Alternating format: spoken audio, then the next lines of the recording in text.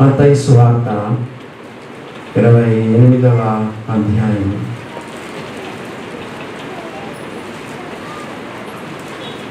18వ వచనాన్ని మనం చదువుకుందాం. మత్తయి సువార్త 28వ అధ్యాయము 18వ వచనం నుండి మనం చదువుకుందాం.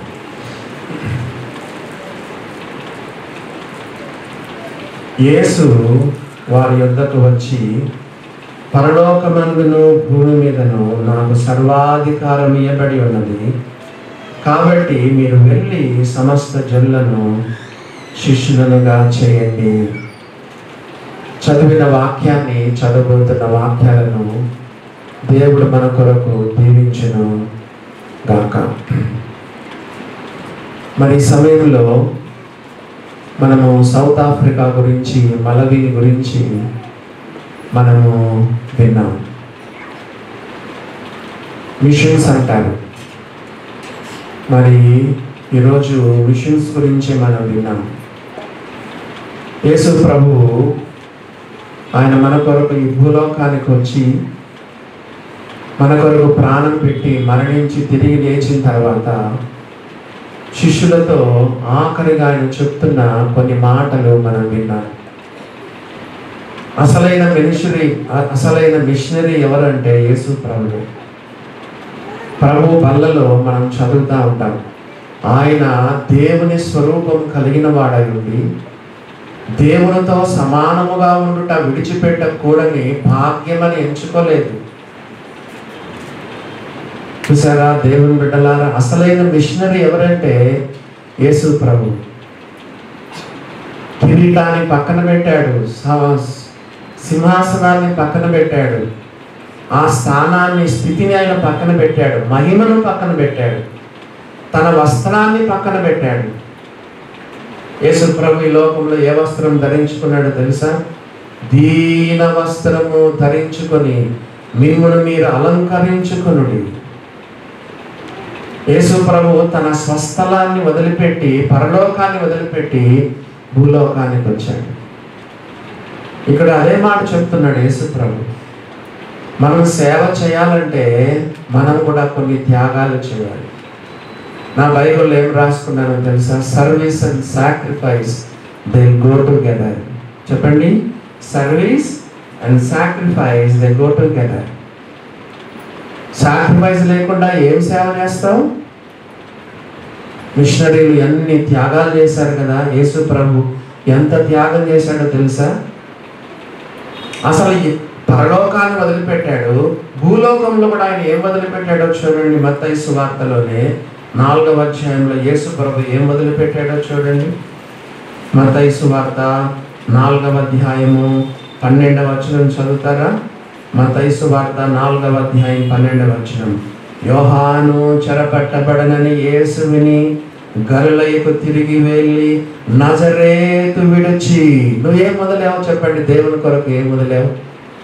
ఏమైనా చిన్న త్యాగము దేవుని కొరకు చేసావా? యేసు ప్రభు పరలోకాన్ని విడిచిపెట్టాడే. యేసు ప్రభు పుట్టిన స్థలం చెప్తారు ఎవరైనా? బెత్లెహేం. యేసు ప్రభు పెరిగిన స్థలం ఏదైనా చెప్తారా? నజరేతు. బెత్లెహేం వదిలిపెట్టాడు, నజరేతును వదిలిపెట్టాడు. నువ్వేం వదిలిపెట్టావు? నీకు టైం ఖర్చు కాకూడదు, పెట్రోల్ ఖర్చు కాకూడదు, డబ్బులు ఖర్చు కాకూడదు.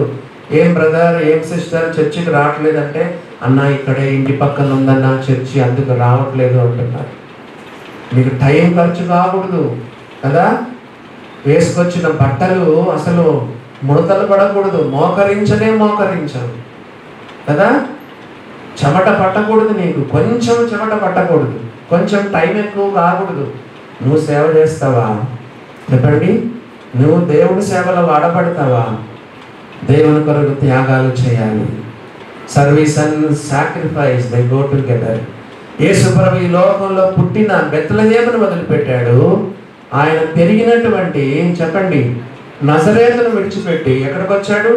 గలిలయకు లేదా జెబూలూను, నఫ్తాలి అను దేశముల ప్రాంతాల్లో సముద్ర తీరుల మందలి కపెర్నహూమునకు వచ్చి కాపురముండెను. యేసు ప్రభు యొక్క సేవా కేంద్రం ఏంటంటే కపెర్నహూము. ప్రశ్నలు అడుగుతాను చెప్పండి. పెరిగిన స్థలము బెత్లెహేము, పుట్టిన స్థలము బెత్లెహేము, పెరిగిన స్థలము నజరేతు, మరి సేవా కేంద్రము కపెర్నహూము. దేవుని బిడ్డలారా, మరి ఆనంద్ బ్రదరు, సిస్టర్ గ్రేస్ వాళ్ళు మరి తమ యొక్క గుంటూరు ప్రాంతాన్ని, ఈ యొక్క ఇండియా దేశాన్ని వదిలిపెట్టి ఆఫ్రికా దేశానికి వెళ్ళినారు. అలా భయంకరమైన ప్రాంతం, చీకటి ఖండం అని చిన్నప్పుడు మనము చదువుకున్నాం. ఆ తర్వాత 15 సంవత్సరాలకు ఆడపిల్లలందరూ గర్భవతులు అయిపోతారు. మరి వాళ్ళకు పెళ్ళిళ్ళు ఎట్లయితాయంటే పిల్లల ముందరే పెళ్ళిళ్ళు చేసుకుంటారు. దేవుని బిడ్డలారా గమనించండి, నువ్వు ఎప్పుడు కంఫర్ట్ జోన్లో ఉండాలనుకుంటావు, సుఖం కావాలి, సౌకర్యం కావాలి, మరి ఎంతో నీకు అనుకువగా ఉండాలి. నువ్వేం సేవ చేస్తావు? దేవుని బిడ్డలారా, యేసు ప్రభువారు చెప్పారు, వెళ్ళండి వెళ్ళండి. Gospel is not something that we go to church and hear, but it is something we go out and preach the word of God. Gospel అంటే ఏంటంటే చర్చికి వచ్చి వినేది కాదు, but it is something we have to go out and preach. కదా? Gospel అంటే ఏంటి చెప్పండి? Gospel is not something we go to church and hear, it is something we go out and preach. దేవుని బిడ్డలారా గమనించండి, సంఘానికి వచ్చి వినేది కాదు. సువార్త అంటే బయటికి వెళ్ళి సువార్త ప్రకటించడం. యేసు ప్రభువారు చెప్పారు, 12 మంది శిష్యులు, చాలా మంది వెనికిపోయినారు. 70 మంది శిష్యులు ఉండేవారు. మరి ఆ తర్వాత ఇంకా కొంతమంది ఉండేవారు. ఆఖరికి 120 మంది మిగిలినారు మేడగదిలో. మరి తనకు చాలా దగ్గరగా ఉన్న వారిలో 12 మంది మిగిలిపోయినారు. అలా మీకు విషయం చెప్తాను, గుంపులు అవసరం లేదు, గుంపులు అవసరం. కొన్ని చర్చిలకు వేలు వేలు వేలు.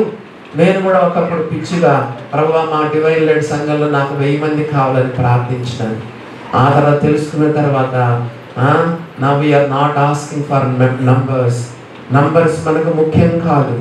యేసు ప్రభు 12 మందితో ప్రపంచమంతటిని జయించినాడు. 12 మంది చెప్పండి.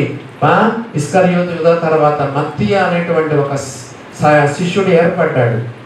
మొత్తం 12 మంది నకముఖాలకు వెళ్ళిపోయి దేశాలకు వెళ్ళిపోయి వారు సువార్త ప్రకటిస్తే సంఘాలు ఏర్పడినాయి. ప్రపంచవ్యాప్తంగా క్రైస్తవులు దేవుని బిడ్డలు ఏర్పడినారు. యేసు ప్రభు వెళ్ళమని చెప్పి వాళ్ళతో ఒక మాట అన్నాడు. ఏమన్నాడు తెలుసా? పరలోకమందును భూమి మీదను నాకు సర్వాధికారం ఇవ్వబడి ఉంది. All the power is given unto me in heaven and in the earth. కదా? యేసు ప్రభువు సర్వాధికారం ఉంది. భయపడద్దు. సర్వలోకానికి వెళ్ళి సర్వ సృష్టికి స్వార్థను ప్రకటించు. మొట్టమొదట నీ ఇంటిలో ప్రారంభించు, చుట్టుపక్కల ప్రాంతాల్లో ప్రారంభించు. నువ్వు ఎక్కడెక్కడ పనిచేస్తున్నావు అక్కడ ప్రారంభించు. అవసరమైతే భూదిగంతాల వరకు వెళ్ళు. యేసు ప్రభువు ఆరోహణం కాకమునప్పుడు ఆఖరికి ఒక మాట చెప్పాడు. ఏమనంటే, పరిశుద్ధాత్మ మీ మీదికి వచ్చినప్పుడు మీరు శక్తి పొందెదరు. ఏమన్నాడు? మీరు పరిశుద్ధాత్మ మీ మీదకి వస్తాడు, మీరు శక్తి పొందుతారు. కాబట్టి మొట్టమొదట యెరూషలేము అంటే మన ఇల్లు అన్నమాట. యెరూషలేములో నెక్స్ట్ యూదయ అంటే చుట్టుపక్కల, సమరయ అంటే ఇంకా దూరం అన్నమాట. ఆ తర్వాత యేసు ప్రభు ఆఖరిగా ఒక మాట ఉపయోగించాడు, భూదిగంతముల వరకు, utter most part of the world. కదా? ఏమంట? భూదిగంతముల వరకు. ఇప్పుడు మరి ఆనంద్ బ్రదర్ వాళ్ళ ఫ్యామిలీ భూదిగంతాల వరకు వెళ్ళినారు. గమనించినారా దేవుని బిడ్డలారా? యేసు ప్రభువు చెప్పండి, వెళ్ళండి, నాకు సర్వాధికారం ఉంది. All the power is given unto me in heaven and earth. కదా? పరలోకమందును భూలోకమందును నాకు సర్వాధికారం ఉన్నది, కాబట్టి మీరు వెళ్ళండి అని యేసు ప్రభువు చెప్పారు. యోహాను సువార్త 17వ అధ్యాయము 3వ వచనం కూడా చదవండి. యోహాను సువార్త 17వ అధ్యాయము 2వ వచనం చదువుతారా? Johne's gospel chapter 17 verse 2. నీ కుమారుడు నిన్ను మహిమపరచునట్లు నీ కుమారుని మహిమపరచును. నీవు నీ కుమారునికి ఇచ్చిన వారికందరికీ ఆయన నిత్య జీవం అనుగ్రహించినట్లు సర్వ శరీరుల మీదను ఆయనకు అధికారం ఇచ్చావు. యేసు ప్రభుకు ఎంత అధికారం ఉంది చెప్పండి? సర్వ శరీరుల మీద ఆయనకు అధికారం ఉంది. ప్రెసిడెంట్సా, ప్రైమ్ మినిస్టర్సా, అధికారులా, పెద్ద పెద్ద వాళ్ళ, ఎవరైనా సరే యేసు ప్రభుకు పరలోకంలో అధికారం ఉంది, భూమి మీద అధికారం ఉంది, సర్వ శరీరుల మీద ఆయనకు అధికారం ఉంది. కాబట్టి యేసు ప్రభు చెప్తున్నాడు, వెళ్ళండి వెళ్ళండి వెళ్ళండి అని యేసు ప్రభు వారు చెప్తున్నాడు. ఎన్నడైనా యేసు ప్రభు గురించి ఒక మాట ఎవరికైనా చెప్పావా? నోరు తెరిచి ఎప్పుడైనా ఒక మాట యేసు ప్రభు గురించి చెప్పావా? దేవుని బిడ్డలారా, కుటుంబాలు త్యాగం చేశారు, దేశాలను త్యాగం చేశారు, కంఫర్ట్స్ను త్యాగం చేశారు, చదువులు వదిలేశారు, ఉద్యోగాలు వదిలేశారు, వ్యాపారాలు వదిలేశారు, కోట్లాది రూపాయలు వదిలేసి దేవుని సేవ కొరకు వచ్చారు. మన సంఘంలో ఇంతమంది యవనస్తులు ఉన్నారే. పౌలు చెప్పాడు, క్రీస్తు ప్రేమ మమ్మను బలవంతము చేయుచున్నది. క్రీస్తు ప్రేమ మమ్మను బలవంతము చేయుచున్నది. దేవుని ప్రేమ నేను బలవంతం చేయడం లేదా? ఆ తర్వాత మనం చూస్తే ఏమని చెప్పాడో చూడండి, 19వ వచనం, మత్తయి సువార్త 28:19. కాబట్టి మీరు వెళ్ళి సమస్త జనులను శిష్యులనుగా చేయండి, క్రైస్తవులనుగా కాదు కదండి, శిష్యులనుగా చేయండి. యేసు ప్రభువు వారు చెప్పారు, మీరు సర్వలోకానికి వెళ్ళి సర్వ జనులను, సమస్త జనులను శిష్యులనుగా చేయండి కదా. అన్ని దేశాలకు వెళ్ళి, దేవుడు నేను పంపితే అన్ని దేశాలకు వెళ్ళు. దేవుని బిడ్డలారా, ఎక్కడెక్కడ దేవుడు నీకు ద్వారం తెరుస్తాడో ప్రతి అవకాశాన్ని ఉపయోగించుకొని నీవు చెప్పండి, ప్రతి అవకాశాన్ని ఉపయోగించుకొని శిష్యులనుగా చేయమని చెప్పాడు. క్రైస్తవులు కాదు. క్రైస్తవులు అనే పదం బైబిల్లో కేవలం 3 సార్లు మాత్రమే ఉంది. శిష్యులు అనే పదము చెప్పండి, ఎన్నిసార్లు బైబిల్లో రాయబడి. క్రైస్తవుడుగా నువ్వు సాదాసీదా క్రైస్తవుడుగా ఒక శిష్యుడుగా ఉన్నావా? సరే, నేను దాటిపోతాను. చూడండి, తండ్రి యొక్కయు కుమారుని యొక్కయు పరిశుద్ధాత్మ యొక్కయు నామములోనికి వారికి బాప్తిసం ఇయ్యండి. దేవుని బిడ్డలారా, వాళ్ళకు వాక్యం చెప్పాలి, శిష్యులనుగా చేయాలి, బాప్తిసం కూడా ఇవ్వాలి. అలాగా మనము వాళ్ళను నడిపించాలి. ఇంకా చూడండి 20వ వచనం, నేను మీకు ఏ ఏ సంగతులను ఆజ్ఞాపించితినో వాటన్నిటినీ గైకొనవలెను వారికి బోధించండి. మీ పరిధిలో వాళ్ళకి సువార్త చెప్పు, శిష్యులుగా చెయ్యి. ఆ తర్వాత ఏమేమి దేవుడు చెప్పాడో అన్ని పాటించమని వారికి బోధించు. ఏ ఏ సంగతులను ఆజ్ఞాపించితినో వాటన్నిటినీ గైకొనవలెను. బైబిల్ అన్నిట్లో కూడా ఎన్నో ఆజ్ఞలు ఉన్నాయి. There are no suggestions in the Bible. బైబిల్లో ఉన్నవన్నీ అన్ని కమాండ్స్ కదండి. బైబిల్లో ఉన్నవన్నీ కూడా ఆజ్ఞలు, అన్నిటినీ గైకొనాలని బోధించమని చెప్తున్నాడు. పౌలు తిమోతికి రాస్తూ, తిమోతి వాక్యమును ప్రకటించుము, సమయమందు అసమయమందు ప్రయాసపడుము, నీ పరిచర్యను సంపూర్ణంగా నెరవేర్చుము, శ్రమపడుము, సువార్తికుని పని చేయుము. మీరు చదువుకుంటున్నారు, ఉద్యోగాలు చేస్తున్నారు, కొంతమంది సంసారం చేస్తున్నారు, అయినా సరే మనమందరం సువార్తికుని పని చేయాలి. నువ్వు ఏ ఉద్యోగం చేస్తున్నా నీ పని సువార్తికుని పని, సువార్తికుని పని. దేవుని బిడ్డలారా, పౌలు చెప్తున్నాడు, వాక్యమును ప్రకటించును. ఆ తర్వాత చూడండి, లాస్ట్ లైన్ చదువుకున్నాం, ఇదిగో నేను సమాప్తి వరకు సదాకాలం నేను మీతో కూడా ఉన్నాను. ఉన్నానునా చెప్పండి, మళ్ళీ చెప్పండి. నేను యుగ సమాప్తి వరకు సదాకాలం నేను మీతో కూడా ఉంటాను కాదు, ఉన్నాను. His power and His presence. పైన ఏమన్నాడు? Power all the power is given unto మీ అని పైన యేసు ప్రభు వారు చెప్పారు. కింద చూస్తే His presence, His power and His presence is with us కదా. ఆయన యొక్క సన్నిధి, ఆయన యొక్క శక్తి, ఆయన అధికారము దేవుడు మనకి ఇచ్చినాడు. దేవుని బిడ్డలారా, ఇదిగో యుగ సమాప్తి వరకు సదాకాలం నేను మీతో కూడా ఉన్నాను. వెళ్ళండి, నేను మీతో ఉన్నాను కదా, వెళ్ళండి నేను మీతో ఉన్నాను, వెళ్ళండి అని యేసు ప్రభు వారు చెప్తున్నారు. దేవుని బిడ్డలారా, ప్రపంచవ్యాప్తంగా ఎంతో మంది నశించిపోతున్న ఆత్మలు ఉన్నారు. ఎంతో మందికి క్రీస్తు అంటే తెలియదు. మత మార్పిళ్ళు చేయొద్దు. సృష్టికర్తను గురించి చెప్పు. అమ్మా, అయ్యా, ఆకాశం, భూమి, సముద్రమును అందులోని సర్వమును సృజించిన సృష్టికర్త అయినటువంటి దేవుడమ్మా, ఈయన క్రైస్తవుల దేవుడు కాదు.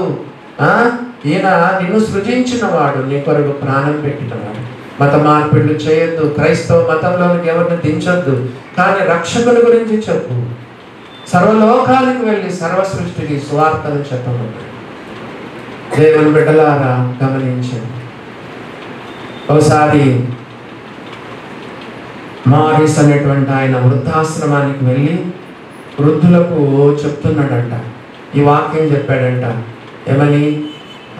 లో I am with you always even unto the end of this world అని, ఇదో యుగ సమాప్తి వరకు సదాకాలం నేను మీతో కూడా ఉన్నాను అని చెప్తూ ఏమన్నాడంటే, వాట్ ఏ గ్రేట్ ప్రామిస్ అన్నాడంట. అంతలో ఒక ముసలావిడ ఏం చేశారు, టక్కని లేచిందంట. No no no mister Morgan, it is not a promise, it is a fact అనిందంట. ఉంటాను అని అనుంటే ప్రామిస్ అయింది. యుగ సమాప్తి వరకు ఐ విల్ బీ అని ఉంటే అది ప్రామిస్ అయి ఉండేది. I will be with you అని ఉంటే ప్రామిస్ అయి ఉండేది. I am with you always. It is not a promise mister Morgan, it is not a promise, it is a fact. యుగ సమాప్తి వరకు సదాకాలం నేను మీతో కూడా ఉన్నాను. పునరుత్థానుడైన ప్రభువు, సజీవుడైన ప్రభువు కదా. ఆరాధనలో మనం విన్నాం, నిజమైన దేవుడు నిత్య జీవమై ఉన్నాడు. Is true and living God. జీవిస్తున్నటువంటి దేవుడు నీతో నాతో సదాకాలం ఆయన ఉన్నాడు. కాబట్టి వెళ్ళండి, స్నేహితులకు చెప్పండి, మత మార్పిడులు చేయదు. స్నేహితులకు చెప్పండి, బంధువులకు చెప్పండి, ఇరుగు పొరుగు వారికి చెప్పండి, క్రీస్తును ప్రకటన చేయండి కదా. అవసరమైతే నార్త్ ఇండియాకు వెళ్ళాలి, అవసరమైతే ఇతర దేశాలకు వెళ్ళాలి. ఆనంద్ బ్రదర్ లాగా సిస్టర్ గ్రేస్, వాళ్ళ కుమారుడు జాక్, వాళ్ళ కుమార్తె యానీ కుటుంబ సమేతంగా అక్కడ వెళ్ళి పరిచర్య చేశారు. మేము కూడా అక్కడ వెళ్ళాం కాబట్టి అలా చాలా దారుణమైన మరి పరిస్థితులు, మరి తిండి ఉండదు. ఇందాక చెప్పుకున్నాం కదా, మీకు ఫ్రీగా బైబిల్ ఇస్తే వాళ్ళు బైబిల్ కూడా అమ్ముకొని భోజనం కొనుక్కుంటారు కదా. మరి ఎంతో భయంకరమైన పరిస్థితులు, కరువు. మరి 8 తర్వాత తిరగకూడదు. 8 తరగతి తిరిగితే దొంగతనాలు చేస్తారు. మీ దగ్గర ఉన్నవన్నీ గుంజుకుంటారు. 8 అందరూ ఇంట్లో చేరుకోవాల్సిందే. మేము కూడా గ్రామాలకు వెళ్ళినప్పుడు ఎట్టి పరిస్థితులు 8 మా యొక్క విడిదికి మేము చేరుకోవాలి. అలాంటి పరిస్థితులు కదా. మరి క్రీస్తు ప్రేమ బలవంతం చేస్తే నువ్వు కూడా వెళ్ళగలవు. 12 మంది శిష్యులు చాలు. యేసు ప్రభు భూలోకాన్ని తలకిందులు చేశారు. దేవుని బిడ్డలారా, ఆయన పవర్ అండ్ హిస్ ప్రెజెన్స్ కదా మనతో కూడా ఉంది. యుగ సమాప్తి వరకు కదా. పరలోకమందును భూలోకమందును నాకు సర్వాధికారం ఇవ్వబడింది కదా. ఆయన పవర్ మనకి ఇవ్వబడింది. రెండవదిగా హిస్ ప్రెజెన్స్, ఆయన యొక్క ప్రెజెన్స్ కూడా మనతో ఉంది. దేవుడి వాక్యాన్ని మన కొరకు దీవించును గాక.